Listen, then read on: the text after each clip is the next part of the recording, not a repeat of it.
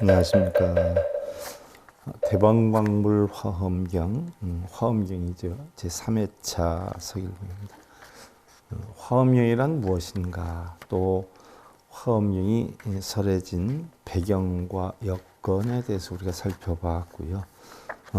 오늘은 화엄경의 유래와 전통에 대해서 살펴보는데, 우리가 지난 시간에 화엄경의 야마천공 보살 설계품에 있는 내용을 우리가 잠깐 살펴봤어요. 자, 마음은 화가와 같아서 오음을 그려내나니, 색수상 행식을 그려내나니 모든 세계에서 지어내지 못하는 게 없네. 그렇죠. 5만 가지 생각을 다 만들어내지요. 색수상 행식이. 마음과 같이 부처도 그러하고 부처와 같이 중생도 그러하여서 마음과 부처와 중생 이 셋은 각각 차별이 없네. 그래서 신불급중생 시삼 무차별이다라고 했어요. 자, 모든 것은 마음 따라 변하는 줄 모든 부처는 다 깨달아 하시나니 누구나 이렇게 분명히 알면 그 사람은 부처를 보게 되리라라고 했어요. 자, 마음은 몸이 아니고 몸도 마음은 아니나 온갖 불사를 지으니, 불사다라고 하는 것은 부처님의 일이어요. 자, 깨달음을 얻어서 중생을 구제하는 게 불사다는 이야기예요. 그 자제하면 가늠할 수가 없네. 누구나 과거, 현재, 미래의 모든 부처를 알고자 하거든 마음이 모든 열애를 지어냈다고 관해야 하리. 굉장히 중요한 대목이어요. 마음이 모든 열애를 지어냈다라고. 마음이 모든 진리를 지어내기도 하고 마음이 모든 부처와 보살들을 지어내기도 했다. 실질적으로 있는 게 아니라 깨달음에 이르도록 방편으로 부처도 만들고 보살도 만들고 또 그렇게 했다는 이야기예요. 근데 우리 불자들은, 하근기 불자들은 실제로 관세음보살이, 지장보살이 있는 줄 알고, 보현보살, 문수보살이 있는 줄 알고, 신중이 있는 줄 알고, 거기에다 뭘 이루게 해달라고 그렇게 비는지 허군 것 같은데. 자, 화엄경의 유래와 전통. 우리나라에는 신라의 자장이 당나라에서 귀국을 할 때 이 경을 가져와서 강설한 이후 유포가 되기 시작을 했다. 그래서 자장이 부처님의 진신사리만 가져온 게 아니라 바로 이 화엄경을 가져와서 유포가 되기 시작을 했다. 그러나 이 경이 화엄사상으로서 크게 영향을 미친 것은 원효와 의상이 이 경을 연구하고 화엄종을 창종함에 따라 본격화되었다라고 해서, 의상대사는 중국에 건너가서 육시바움을 실제로 공부를 하고 왔죠. 그 뒤 우리나라 불교 교학의 중심은 화엄경과 법화경을 중심으로 크게 발달하였다라고 했어요. 자, 흔히들 화엄경을 공부를 하면 우리는 그대로 깨달음을 얻고 법화경을 공부를 하면 경전 중에 왕이고 경전의 연꽃이다라고 해서 그냥 깨달음을 다 얻을 줄만 깨달음을 얻을 줄 아는데 사실은 교설이에요. 교설. 그냥 가르침이에요. 부처님의 가르침. 이거를 깨달으려면 어떻게 돼요? 이론적으로도 우리가 답습해서 알아야 되고요. 이걸 실질적으로 깨달음을 얻으려면 마음적으로 이 이치를 터득 해야 되는 것이지요. 특히 화엄경은 선종에서도 그 연구가 활발해서 소위 경전으로 삼았고, 또한 선종이 주류를 이루었던 조선시대에도 선승들이 한결같이 경을 연구를 하고 강의하는 특이한 흐름을 보이기도 했다. 자, 화엄경은 처음으로 삼국시대에 유통이 되었고요. 통일신라 시대로 넘어오면서 신라의 화엄학이 정립이 되었죠. 그래서 우리나라 화엄 사찰이 한 40개, 50개 정도 되는데 지금은 뭐 조계종 사찰로 다 됐어요. 정화운동 이후에. 그러니까 수천 년 이어온 것을 화엄종 사찰로 이어오다가 이제 조계종으로 된 지 불과 한 40년 정도에 지나지 않지요. 근데 계속 조계종으로 이어오는 줄 아는 사람들이 엄청 많아요. 화엄사찰이 크게 건립되기 이르렀고 화엄사상도 정립이 되었다. 현재 내려오는 가장 오래된 화엄경은 구례 화엄사에 있는 화엄석경이다. 이 석경은 세 종류의 화엄경 번역본 중에 어느 것을 새긴 것인지는 확실하지 않다. 그리고 새긴 연대도 677년 문무왕 17, 또 886년 정광왕 1년 두 가지 설이 있는데 또한 국보로 지정이 되어서 호암미술관에 소장되어 있는 신라 백지묵 서사경은 754년 경덕왕 13년에 필사된 주본의 일부이다. 여기에서 이 당시에 이미 공덕경으로 필사된 것으로 보아 754년보다 훨씬 이전에 전래된 것으로 볼 수가 있다라고 해 있는데, 자 생각해 보면은요, 의상대사가 중국에 가서 한 10여 년 동안 공부를 해오지 않았어요. 해오고 우리나라에 사실은 나당 연합군이 결국 삼국 통일에 혁혁한 공을 세우죠. 그 당시가 678년, 680여 년경으로 알고 있는데, 자, 이 경전이 754년에 필사됐다라고 하는 거 보면 사실은 의상대사가 육시바움에 대해서 본격적으로 경전을 가르침을 펴지 않았어요. 그러면 뭐 약 754년에 비해서 7, 80년 이전에 이미 화엄종 사찰이 수십 개가 만들어지고 이때 폈다는 이야기죠. 이때 형성된 것이 화엄일승 법계도라고 해서 의상조사 법성계가 형성이 되지 않았어요. 그 많은 의상 화엄경을 60화엄을 줄여서 210글자로 줄여가지고 결국은 의상조사 법성계를 만든 거란 말이죠. 자, 그러므로 통일신라 시대 이후에는 이미 세 종류의 화엄경이 모두 전래된 것으로 추정하고 있다. 80화엄, 60화엄, 40화엄을 뜻하지요. 또한 고려시대에 와서도 균여, 의천 등의 고승에 의해서 화엄경에 대한 연구가 활발하게 이루어져서 많은 연구 주석서가 전해오고 있고요. 또 이 당시에 간행된 것으로는 1020년 현종 11년에 현화사에서 3본 화엄경을 판각한 기록이 있고요.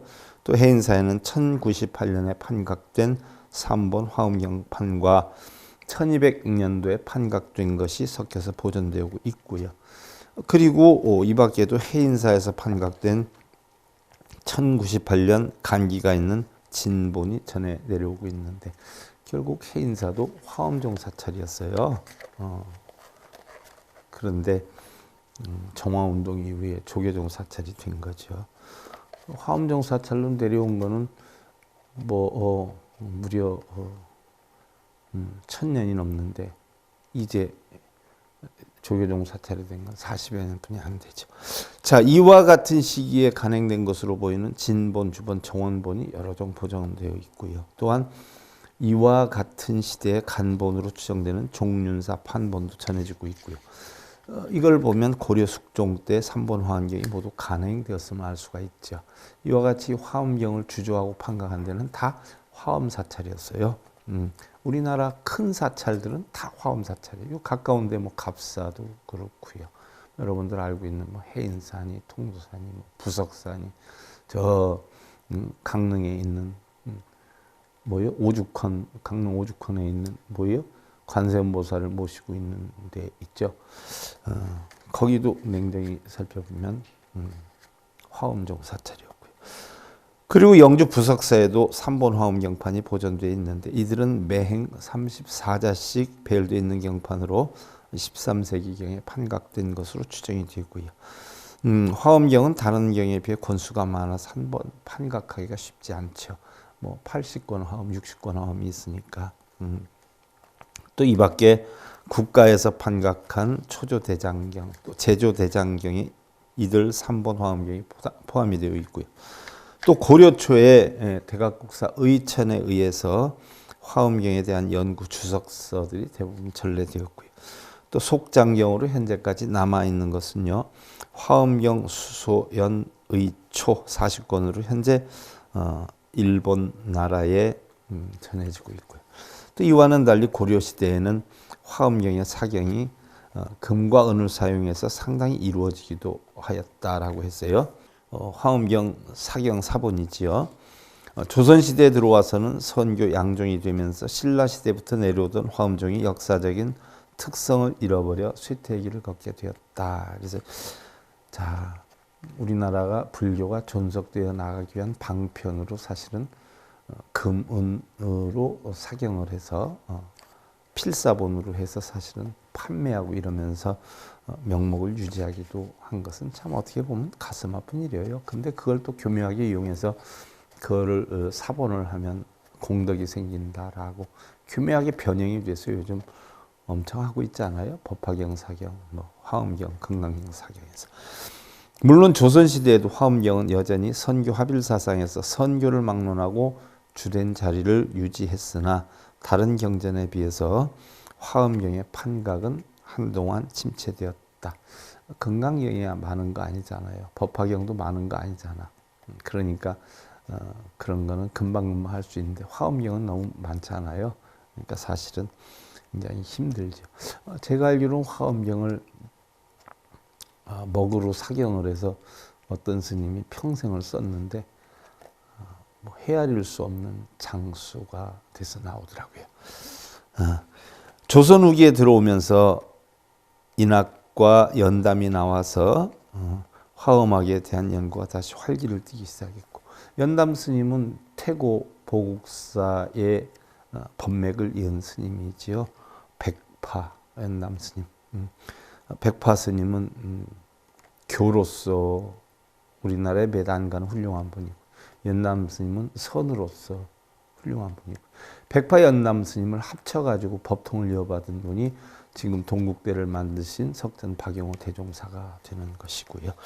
또 여전히 불경 가운데 왕자를 누리면서 간행도 이루어졌다. 조선시대에 유통된 화엄경은 한동안 당나라 진관의 소초에 정원이 다시 주석을 붙인 120권짜리 화엄경이 유행하다가 진관의 화엄경 수소 연의 초가 채택이 되어서 오늘날까지 화엄경을 하면 진관의 소초 80권으로 통용되기에 이르렀고요. 자, 화엄경은 워낙 분량이 많은 데다 조선 초기에는 사찰 경제가 많은 핍박을 받아서 간행이 매우 벅찬 시기였다. 그러므로 이 당시는 주로 해인사 대장경판 등 고려 때 목판에서 인출을 해서 사용을 했을 것이다. 판각 뜬 거를, 고려 때 판각 뜬 거를 인출했었다는 이야기죠. 그 뒤 조선 중기에 내려와서 불교 전문 강원에서, 불교 전문 강원은 중앙불교 전문 학교죠. 동국대, 지금의 동국대. 이때의 교장이 석전 박용호 대종사시죠. 화엄경이 교재로 채택이 돼서 화엄경 주석본을 참고하게 되었고, 아울러 화엄경 주석본 판각이 이루어지게 된 것이다. 현재 남아있는 판본으로는 1556년 명종 11년에서 1564년까지 9년이 걸려서 황해도 귀진사에서 한강 이북에 있는 20여 개 사찰의 협력을 받아서 진관의 소초에 정원이 주석을 붙인 대방광불 화엄경소 120권본을 판각을 했고요. 그 뒤에 1633년에 인조 11년에 1635년까지 약 3년 동안 순천 송광사에서 귀진사 판본을 복각하였는데, 여기도 화엄종 사찰이죠. 이때 판각한 경판이 아직도 송광사에 보존이 되어 있다. 자, 이 판은 경상도 서봉사와 전라도 여러 사찰의 협조로 이루어진 것으로 보아서 황해도 귀진사 판본은 거리관계로 구해보기가 힘들기 때문에 이루어진 것으로 보이고요. 그리고 1686년 숙종 12년에 영각사에서 또 한 차례 복각을 했죠. 이후 120권짜리 화엄경소는 더 이상 판각되지 않고 화엄경 소초가 판각이 되기 시작을 했죠. 그래서 이것은 120권짜리보다 80권짜리 화엄경 소초가 더 간결하기 때문이 아닌가 생각이 되죠. 자, 이 화엄경 소초는요, 성종에 의해서, 성총에 의해서 1689년에서 1692년까지 전라남도 순천시 진광사를 중심으로 해서 판각이 되었고요. 이 판각도 역시 대원암, 범어사 등 남쪽 사찰의 협조에 의해서 이루어진 것이고요. 이 중에 화엄 현담이 빠졌기 때문에 1700년에 범어사에서 판각하여 보충을 했어요. 범어사도 화엄종 사찰이었고요. 그 뒤 진광사판이 불타버려서 상언이 영각사를 중심으로 해서 1773년 영조 49년부터 1775년까지 3년이 걸려서 진광사판의 오류를 바로 잡아서 복각을 했고요.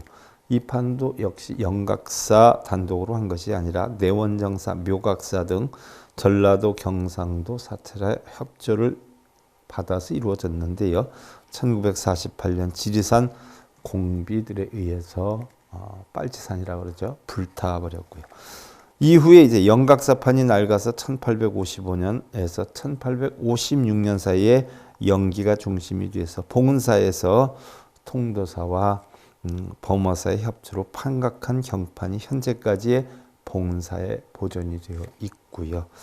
이 판은 영각사판을 복각한 것으로서 현재 각 강원에서 널리 사용을 하고 있고요. 이와 같이 조선시대에 들어와서 화엄경 판각은 여러 사찰에서 힘을 합쳐서 판각한 것과 또한 다른 경전처럼 동시대 여러 사찰에서 판각한 것이 없고 경판이 소실된 이에 복각한 것이 특징이고요. 화엄경은 워낙 양이 많아가지고 판각이 성행하지 않았고요. 대신 각 품별 판각이 상당히 성행하였음을 알 수가 있다. 각 품별로 그죠? 7처 9에 39품에서 39품이 있고 60아음은 7처 8에 34품에서 34품이 있으니까 품별로 해서 나뉘어졌던 이야기죠. 자, 이 중에서도 보현행원품 판각이 제일 성행하였다. 보현행원품 판각이 제일 성행했다는 것은 대중적으로 신심을 불러일으키기 위한 하나의 방편이기도 했다는 이야기죠.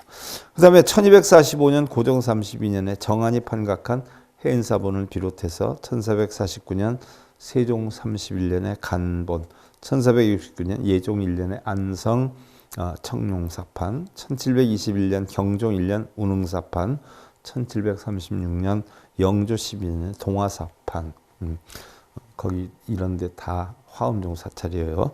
1742년에 성산 쌍계사 판, 이 경판이 지금 해인사에 있다라고 하죠.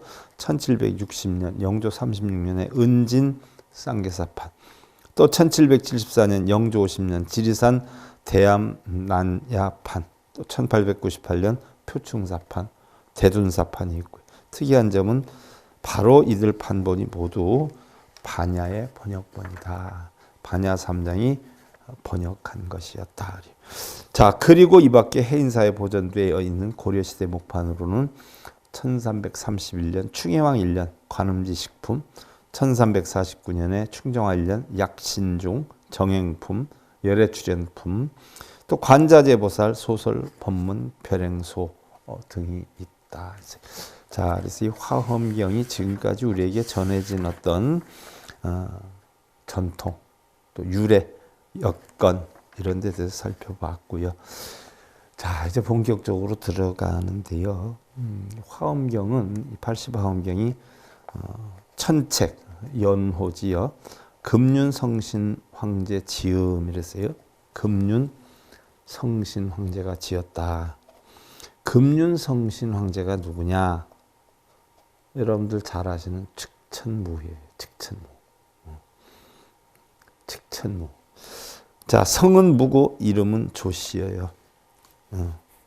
또 시호는 측천 순성 황후라고 그러죠. 또 중국에서 여성으로는 유일하게 황제가 되었던 인물이죠. 측천무 황제.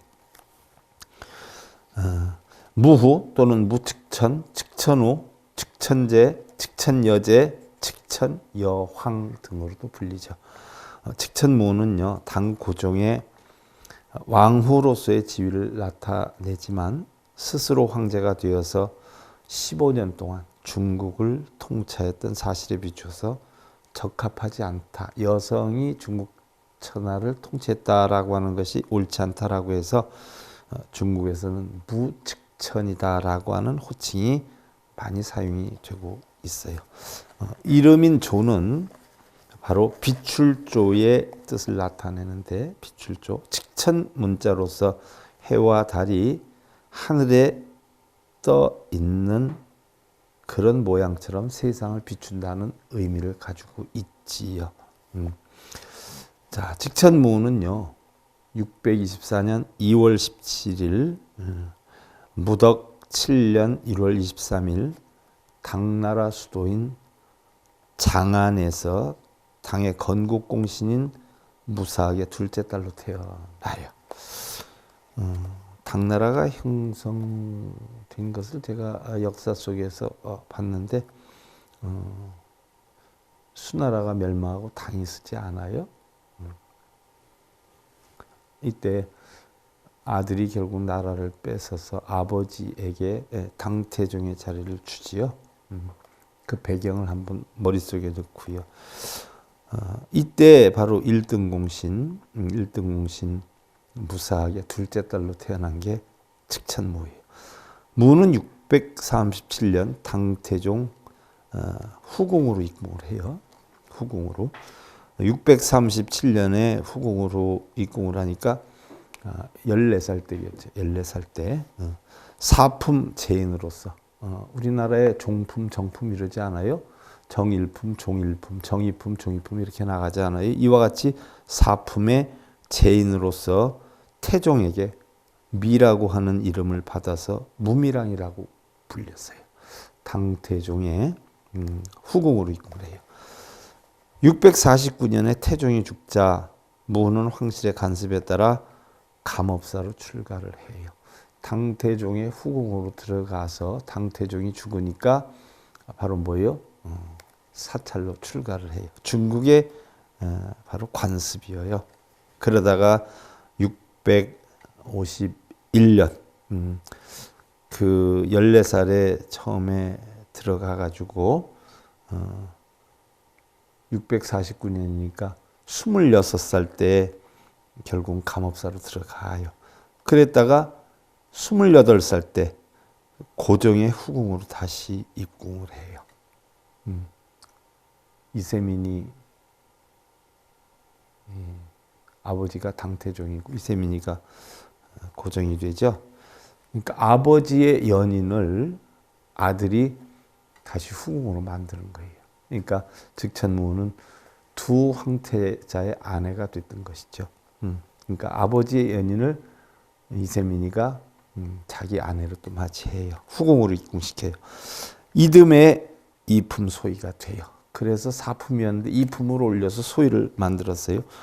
무는 고종과의 사이에서 사남 이녀를 낳아요. 28에 고종이 후궁으로 들어와서 사남 이녀를 낳게 되지요. 그런데 655년 왕후와 소숙비 등을 내쫓고 황후가 돼요. 자, 왕후.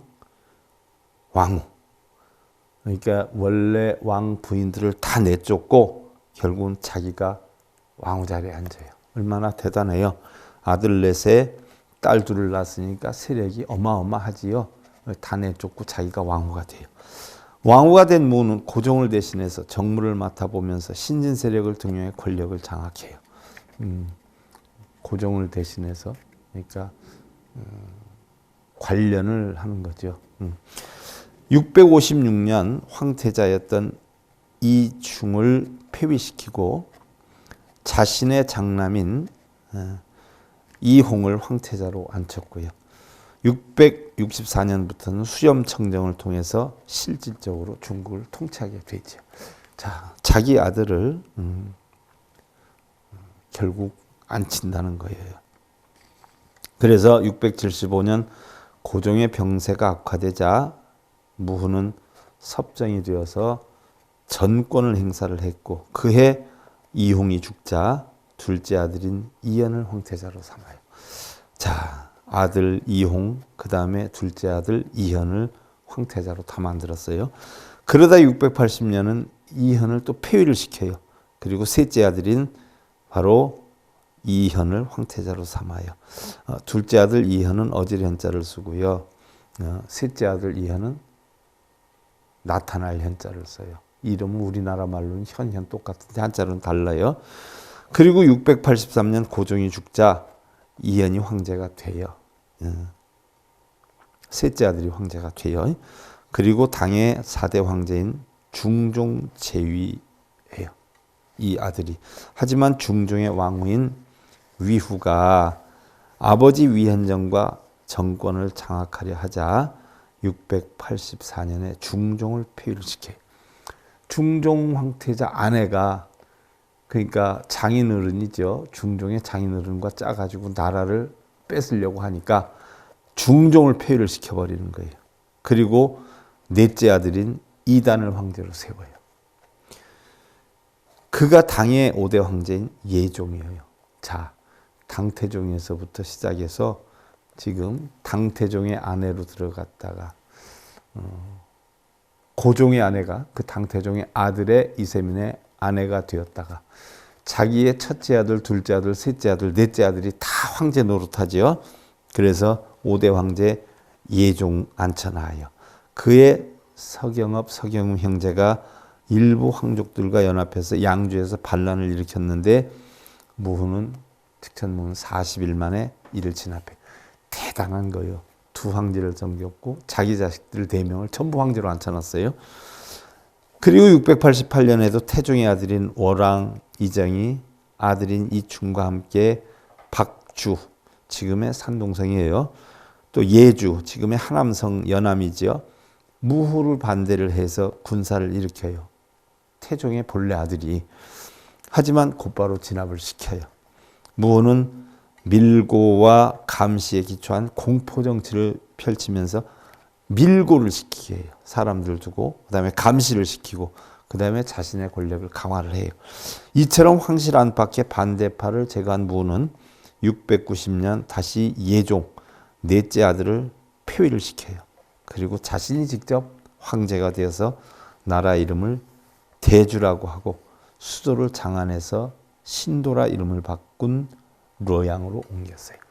자, 본래 신랑이 당나라를 세운 사람이고 그의 아들이 부인이 됐어요. 그리고 자기 아들 넷을 다 황제를 시키고 결국은 폐위를 시키고 자기가 황제가 됐어요.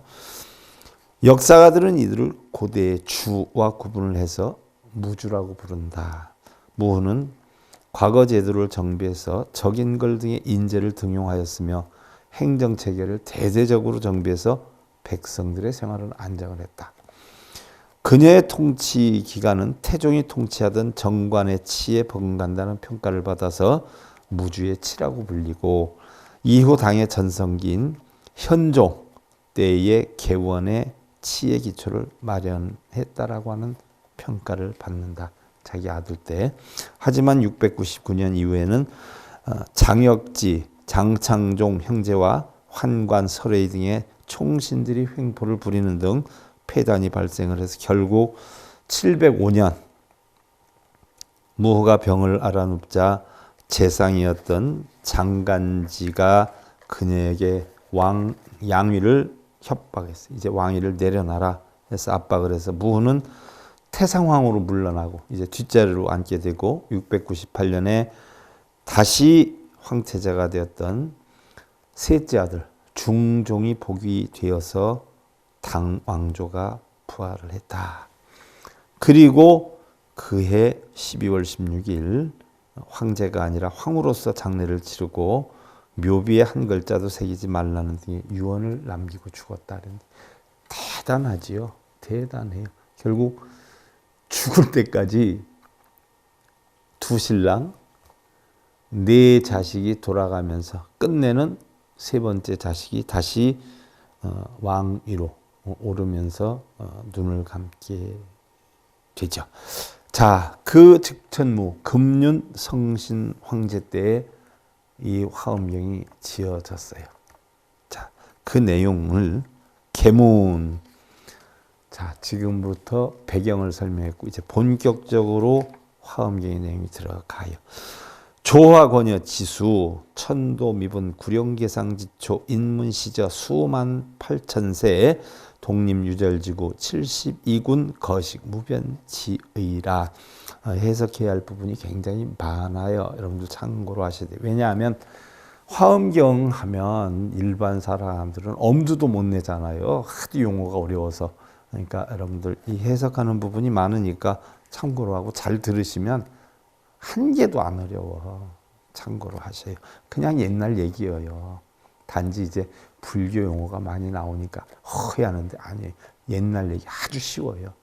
자, 자세히 들으니 조화권녀, 조화권녀, 천지 조화의 시초에는 천도가 아직 나누어지지 않았는데, 하늘의 도가 나누어지지 않았는데, 구룡, 하도낙서, 팔쾌, 구궁 뭐 이런 것이죠. 그래서 하도낙서, 쾌예요. 상을 붙여 주역을 처음으로 만들므로 인해서 주역이 이때 나오죠. 인문, 인류문학이 비로소 나타나게 되었다. 비록 1만 8천 세를 똑같이 천하의 나라에 임했으나 70이 현군이 어찌 무변광대한 뜻을 알았으리요 라고 했어요. 권여다라고 했어요. 권요, 시초라고 하는 뜻이에요. 시초, 조화, 권요, 지수라고 했어요. 시초. 그 다음에 일설에 저울을 만들 때 저울추로부터 시작이 되고 수레를 만들 때 수레의 바탕으로부터 시작된다 하니 만물의 시작을 비유해서 이야기한 것이다. 그래서 권여, 조화, 권여, 지수라고 했어요. 그래서 바로 천지조화의 시초에는 처음에 세상이 만들어질 때에는 구룡 그랬어요. 구룡, 바로 구룡계상지초, 아홉의 용이다라고 해 있는데 이게 하도낙서에 해당이 돼요. 복희시대의 용마가 하도를 등에 지고 하빈에 출연하니, 복희가 그 법을 받아 복희시 시절에 나오잖아요. 하도낙서 구궁팔쾌, 궁합론에서는 가장 정확하다라고 해요. 계시, 계사, 하도와 팔쾌의 상을 계사하여, 팔쾌, 주역의 팔쾌가 여기서 등장하는 거죠. 계사, 주역회를 설명해서 64회 나오지요. 드디어 역학의 시조가 되었다. 이게 역학의 시조가 되었어요. 하우 시대에 신구가 낙서를 등에 지고 낙수가에 출연하니 하우가 그 법을 받아서 낙서를 개사하여 드디어 홍범구제의 법을 후세에 전하였다. 하도 낙서 구궁 팔쾌법이 여기에서 비롯된 거예요. 복희 시절에 홍범구주, 이걸 측천무가 쭉 설을 하는 거예요. 중국의 하나라예요. 우왕이 남겼다는 정치 이념인데 홍범은 대법을 말하고 구주는 9개 조를 말하는 것인데 9개 조항의 큰 법이다 하는 뜻이에요. 또 1만 8천 세 이르되라고 해 있는데 제왕 갑자기에 이르되, 천왕씨는 1만 8천 년 동안 나라를 다스리고 지왕씨 시절에는 9천 년을 다스리고 인왕씨 시절에는 4,500년을 다스렸다 하며 유본에 이르되 사망이 모두 18,000년을 통치했다 하니 이것을 1만 8천 세라 말했다라고 해서, 자, 이 부분에 대해서는 여러분들 유교 도교에 관계되는 것이기 때문에 어떻게 돼요? 조금 혼돈할 수가 있어요. 자, 그만큼 우리 불교가 유교 도교의 바탕이 되어서 형성된 것이 많다. 또 그 시절에는 그랬던 시기다라는 것을 참고로 알고요. 다음 시간에 조금 여기에 대해서 보충 설명을 드리는 것으로 하겠습니다. 시간이 다 돼서 오늘 여기까지만 하고, 하여간 화엄경이라고 하는 게 여러분들 생각만큼 어렵지는 않아요. 단 설명을 잘 들으면, 설명 안 듣고 여러분들이 책 뒤져보면요, 뭔 소리인지 하나도 몰라. 그러나 설명을 듣고 보면 하고 쉽게 알 수가 있어요. 과연 부처님이 화엄경을 설해서 했는데 못 알아들어가지고 아한방등 반야부파 열반을 했다라고 하는데, 과연 어떤 내용인데 못 알아들었는가, 여러분들이 잘 가늠해 보고요. 오늘 화엄경, 대방화엄경 3회차 서희봉이었습니다. 감사드립니다.